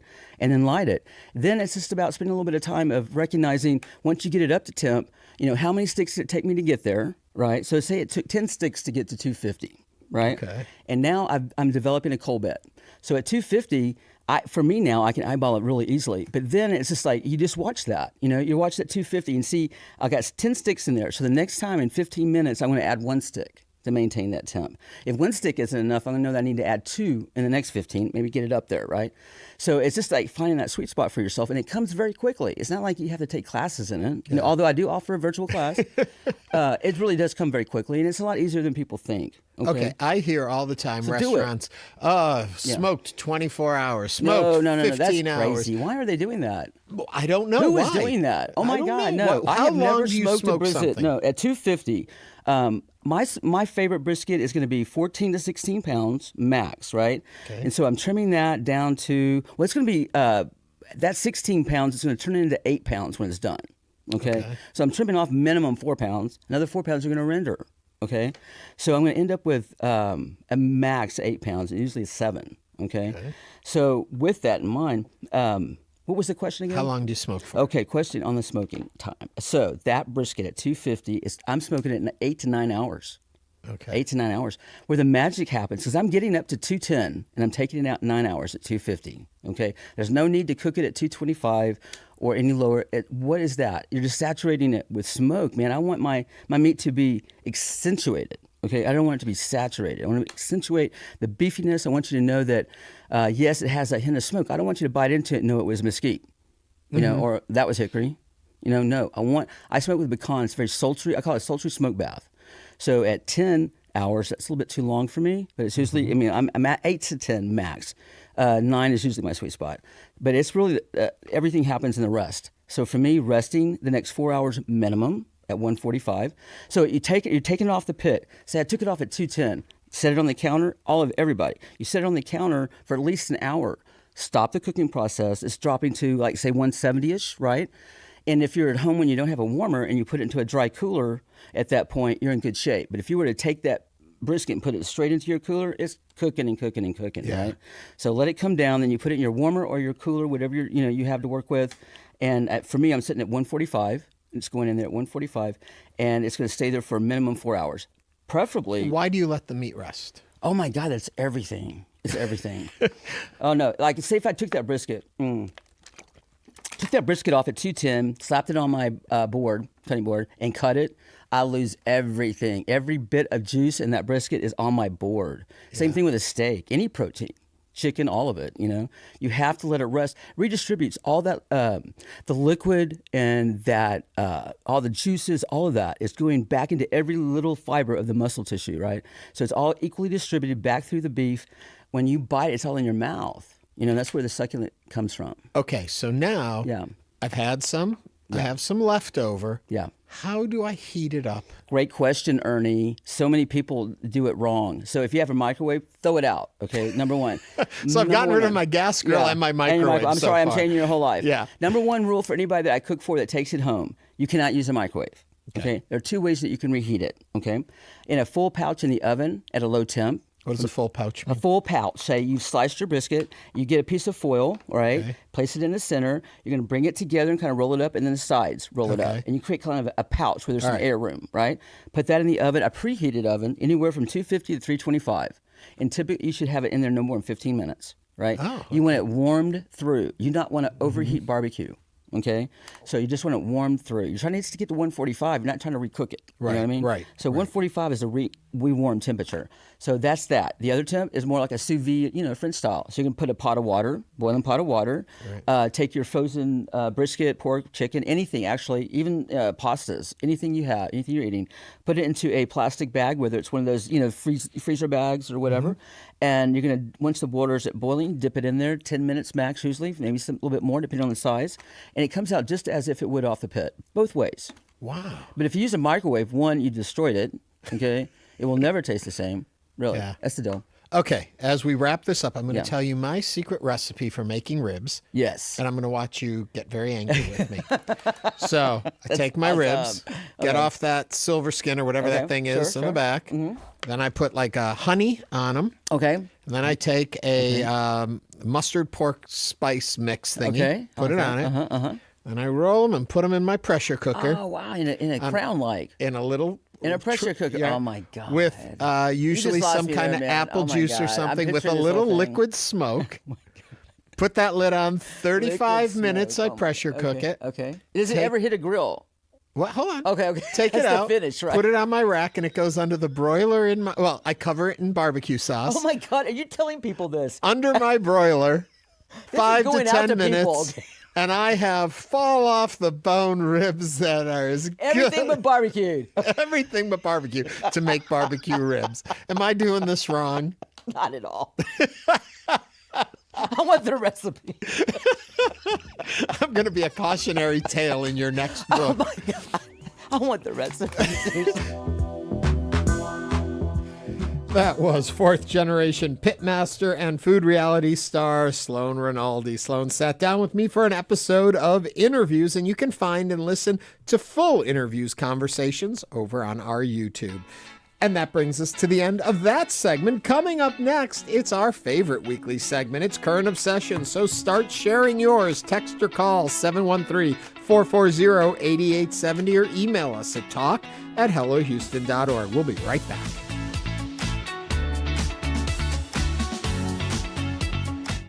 It's not just your car. It's the one that brought your kids home from school, took you cross-country, held memories, laughter, even a few breakdowns. When it's time to let go, give your car a new purpose. Donate it and turn memories into meaningful support for this station. Plus, you'll enjoy free and easy pickup, potential tax benefits, and a simple donation process. Your gift supports the programs you and your family love. Donate today and help keep public media strong. Call or donate online. Tonight at 7 o'clock. I'm Jesse Thorne. This week on Bullseye, Katie Dippold. She's the creator of horror comedy Widow's Bay. She talks to me about the time she showed up to a Halloween party and was the only one wearing a costume. Sitting for an hour and a half like that, it feels real different after Beat. Plus, the legendary Ben Vereen. We'll talk about Roots and Pippin and so much more. That's on the next Bullseye from MaximumFun.org and NPR. You can hear Bullseye tonight. It's on at 10 p.m. Houston Public Media is licensed to the University of Houston system, governed by the UH Board of Regents. Information about open meetings, dates, times, and locations is online at uhsystem.edu. Support for Houston Public Media comes from Houston Grand Opera, presenting its 2026-2027 season featuring Angel Blue as Susanna, Matthew Polizzani as Faust, Aylin Perez as Aida, and more. Information at hgo.org. Support for Houston Public Media comes from Chariot Energy, offering customers electricity plans that match their energy use schedules and lifestyles. All plans come with 100% renewable energy. Details at chariotenergy.com. Support for Houston Public Media comes from Coffee Trend, a coffee bar on the Brays Bayou Bike Trail and South Braeswood Boulevard, sourcing from other local businesses and supporting area K-12 schools and libraries. More at coffeetrendhtx.com.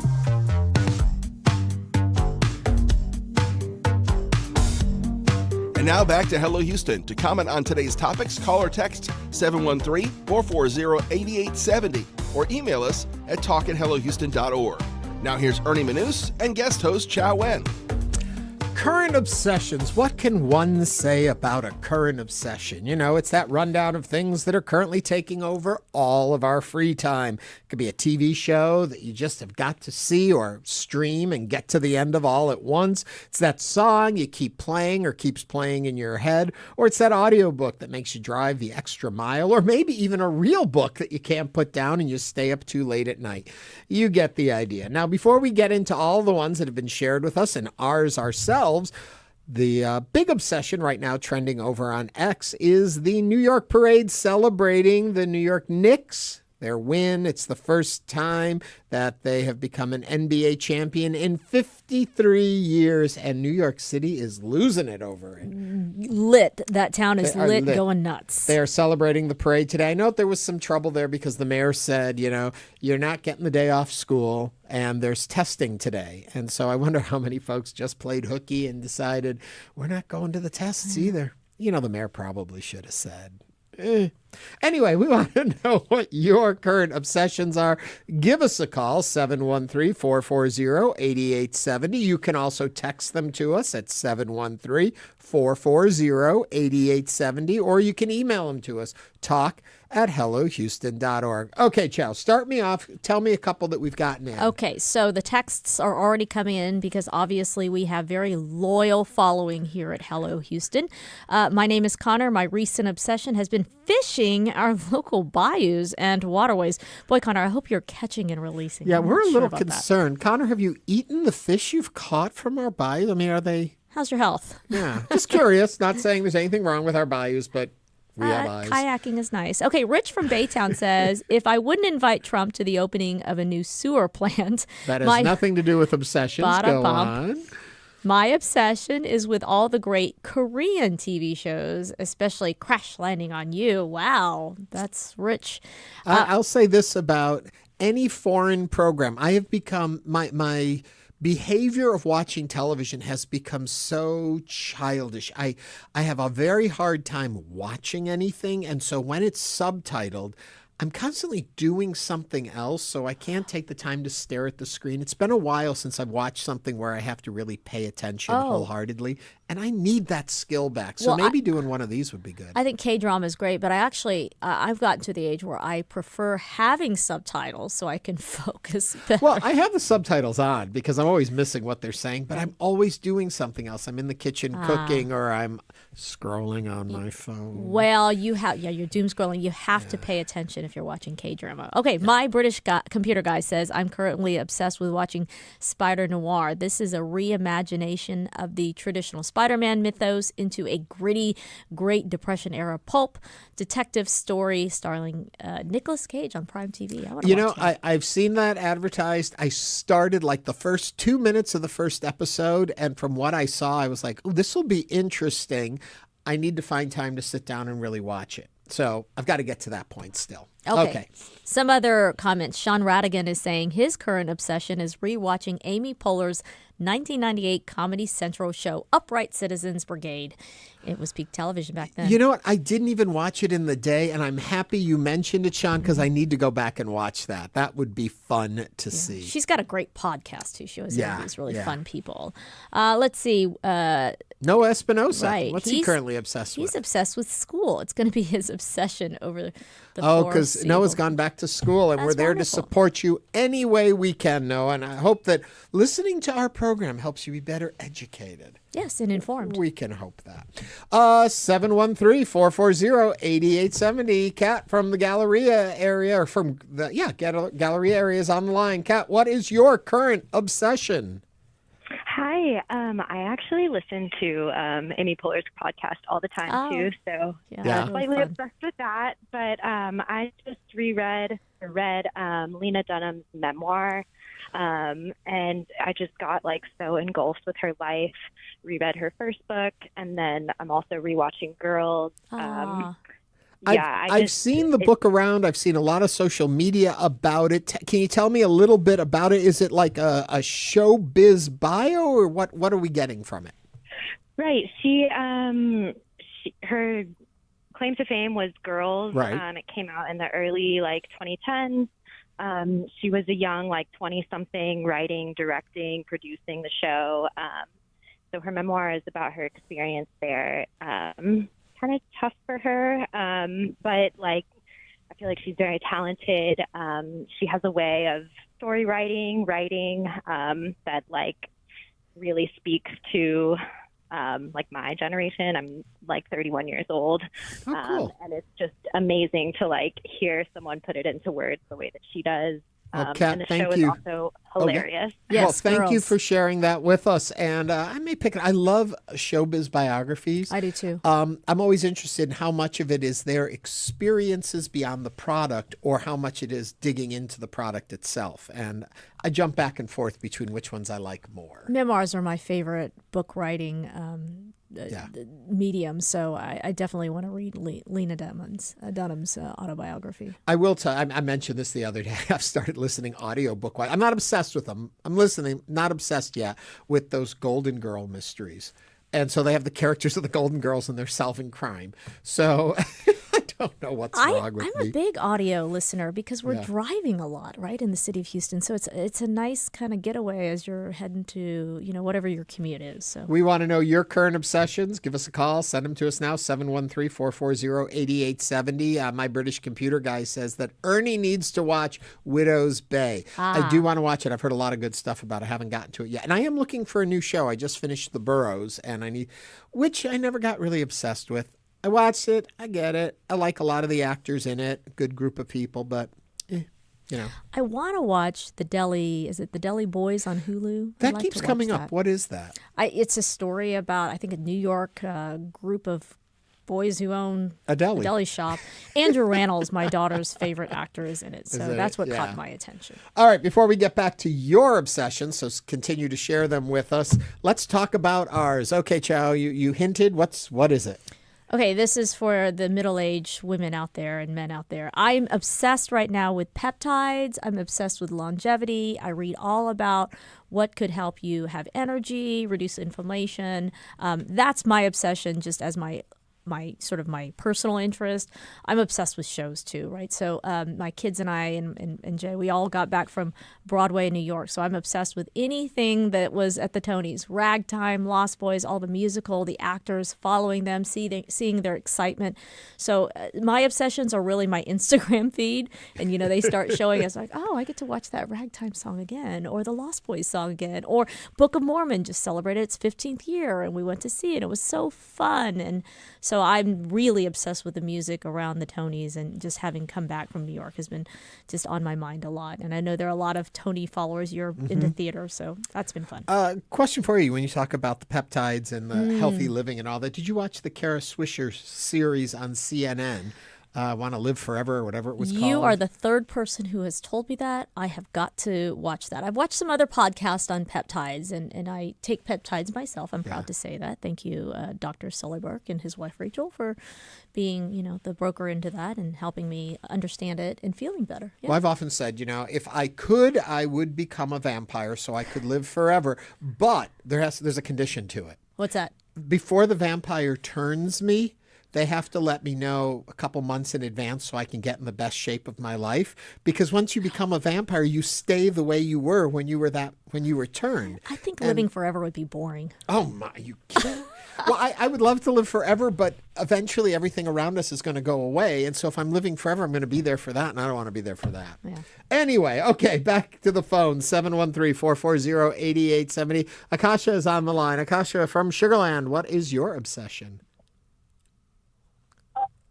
My current obsession is a video game called Sneaky Sasquatch. It's about this to play with a Sasquatch that has to fight a corporate boss. You know what, Akasha, I'm going to stop you right there. Can We you can't understand hear you. what she's saying? Some sort of video game. Akasha might have to call back. We're Yeah, having a hard Akasha, time if you give us a call back, because your line is a little choppy there. We're hearing that it's a video game called Sneaky Sasquatch. It was a boy. Okay. Boy, Akasha's favorite is Awesome. Sneaky Sasquatch. Well, hey, I've read this book. My current obsession is The Correspondent by Virginia Evans. One of those books where I'm rationing the pages so it will last longer. Wonderful book. Highly recommend. I do. Don't you hate when you're reading a book you love and you're reading faster and faster to get to the end, and then you see that couple pages left and you really want to slow down because what are you going to do when it That's ends? when you know it's a good book. Yeah. Chairman Who says current obsessed with the FIFA visitors experience American food for the first time. Oh, my days. I like that one. Food, Buc-ee's, Taco Bell, Wendy's, all the things. Okay, now I'm going to show my age. I am currently obsessed with something I had totally forgotten about from my past and stumbled on it. Do you remember Shields and Yarnell? They were a mime duo who had a summer variety show, or variety show in general, back in the 70s. And they did mime, but their big thing was they did robots. And it turns out Robert Shields is still around. He's an artist now, but there's a documentary out now about their career. And I was a robot, I think, or I am a robot, it's called. And I'm just kind of fascinated by it. I started seeing some clips online, and I'm like, wow, and then it's all the talk about how he impacted Michael Jackson and rapper movements and dance and the hip hop thing.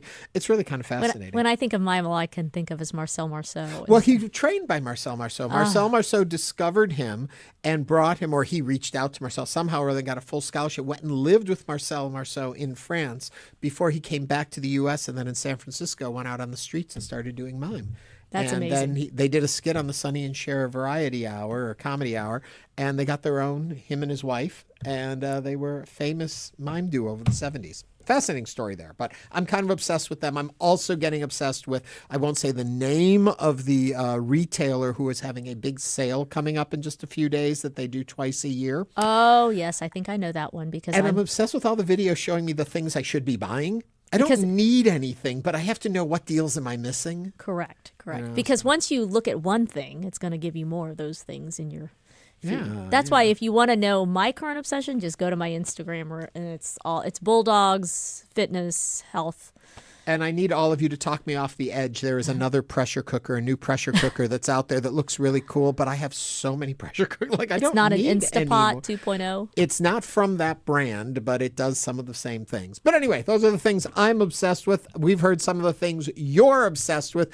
But you know what? That brings us to something I hope you're all always obsessed with, which is Hello Houston. And we're coming to the end of this episode. We thank you so much for sharing your current obsessions. Remember, we gather them all week long, so feel free to send them to us now, and we'll get to them next week.